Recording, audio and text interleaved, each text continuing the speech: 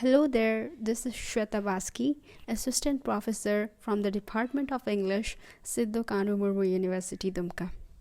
So, today's lecture we will be seeing on Romanticism that lasted from 1796 to 1832 in English literature. So, what does this word mean, romantic? Today, if we see in this age, romantic is something that is associated with love. And this love is mostly, if we see, we call it romantic love. This romantic love is something between husband and wife, or a girlfriend and a boyfriend. This is how we perceive in today's age as romantic. But in those time, in the age of Romanticism, or in the 19th century, the first half of 19th century, which we call in English literature as the Romantic Age, in those period the love was not for human being, but it was for the nature. So let's look at how it begins. Let's start with the introduction. So this age begins with the lyrical ballads. We see the Romantic period in English literature is taken to begin with the publication of Wordsworth and Coleridge's lyrical ballads, and it ends with the death of the novelist Sir Walter Scott. And we also see that in this age the lyrical ballads, which was published in 1798, it marks the beginning of the Romantic period. So what happened? This age started with William Wordsworth and Samuel Taylor Coleridge's lyrical ballad, which was a collaboration of both the writers. They had published some of the poems, and we mainly see that it displays more variety in style, theme, and content. And the term Romanticism is difficult to define because of the variety of literary achievements, and writers were only later labeled as romantics. We always heard that these writers are romantics. Some of the writers, like we just discussed here, William Wordsworth or Samuel Taylor Coleridge, they were all called romantics. So we don't really understand what is this romanticism. How do we define it? But this age mainly focused on some of the things. So let's see, how would we define romanticism as? What are the key features, or what are the characteristics of romantic age? So what is romanticism? If you look at romanticism, you see a lot of creation, new art, something new that you see.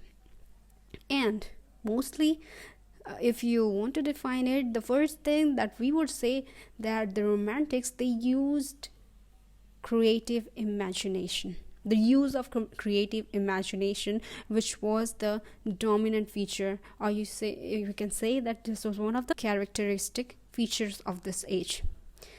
The use of creative imagination, something new coming out of a person, something personal. Not everybody could have thought the same way. It could vary and it could differ.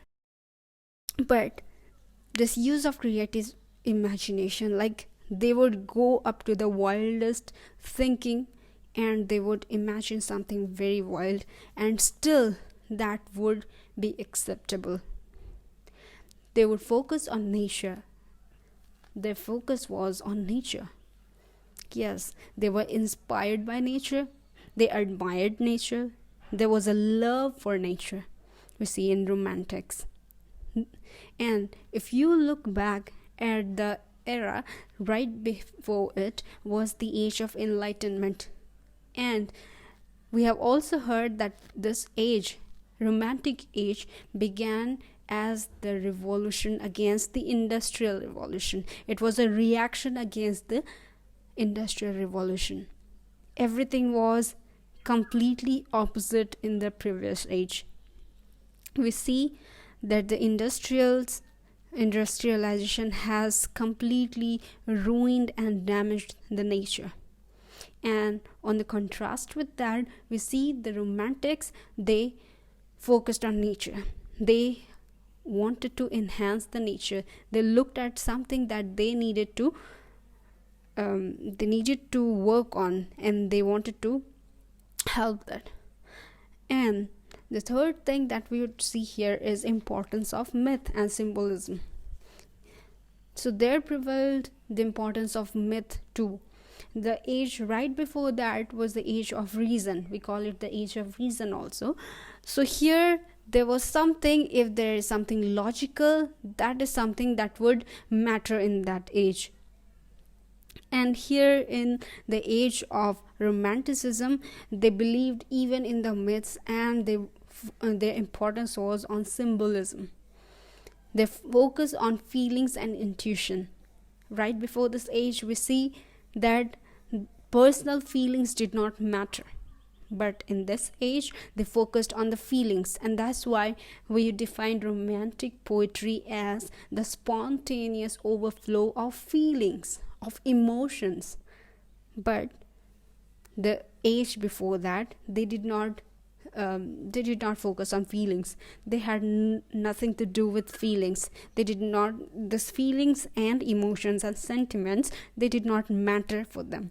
But here we see that in romantics, their focus were on feelings and on intuition. Their intuition was something that was valuable. They looked on it as something important. But for enlightenment age, the age of reason, or you can say the writers of that age, they focused mainly on logical reasoning. If something they looked at, if it had a meaning, if there was a reason behind it, then they would approve it as something that they can believe on. But here in romantic age, we see their focus was on feelings and intuition. We see freedom and spontaneity. So, like we just defined the poetry of this age, the romantic poetry, which was a definition given by William Wordsworth. He says that poetry is a spontaneous overflow of emotions. It is the overflow of emotions which is recollected in tranquility. So we see that freedom and spontaneity is one of the features of this age. Freedom regarding what? Freedom to express themselves. Freedom to write what they wanted. They did not have to be confined under some rules and regulation, but they could write something that they would feel. But in the previous age, the age of enlightenment, we see that they had to stick to some rules and regulations to write the poetry. But here in romantic age, poetry has been defined as the spontaneous overflow of powerful emotions. The emotions or the feelings or the sentiments which are so powerful that it could not be contained inside them, so which came out of them as words, and they would ink it with their pen.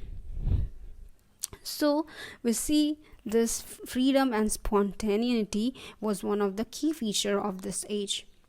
And then we see the language of this age was very simple.